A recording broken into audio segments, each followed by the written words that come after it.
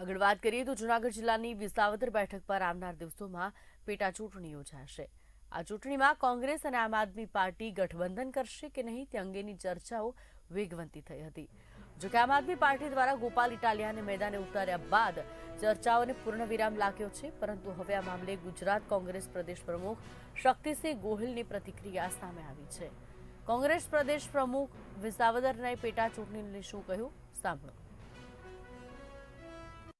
દિલ્હીમાં બધા સર્વે એમ કહેતા હતા કે આમ આદમી જીતે છે, એટલે પહેલી જાહેરાત આમ આદમી પાર્ટીએ કરી કે દિલ્હીમાં અમે ગઠબંધન નહીં કરીએ। કોંગ્રેસે નહોતું કે ના પાડી। એ પછી ગુજરાતની વિસાવદરની ચૂંટણીમાં કોંગ્રેસના મોવડી મંડળ સાથે વાત કરવી જોઈતી હતી।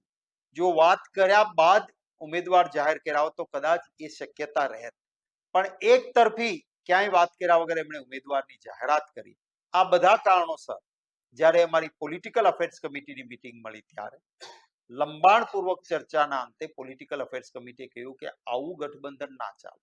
અમારું રાષ્ટ્રીય કક્ષાએ ગઠબંધન છે અને રહેશે રાષ્ટ્રીય મુદ્દાઓ માટે, પરંતુ સ્થાનિક રીતે આ બધી પરિસ્થિતિઓના કારણે મોવડી મંડળ અને રાજકીય રીતે અમારી પોલિટિકલ અફેર્સ કમિટીએ નિર્ણય કર્યો છે કે વિસાવદરની બેઠક કોંગ્રેસ લડશે।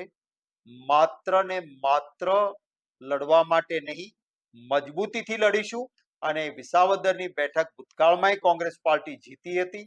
આ વખતે પણ અમારા પ્રયત્નો છે કે લોકોના આશીર્વાદ સાથે વિસાવદરની બેઠક કોંગ્રેસ જીતે, એ માટે સંપૂર્ણ તાકાત સાથે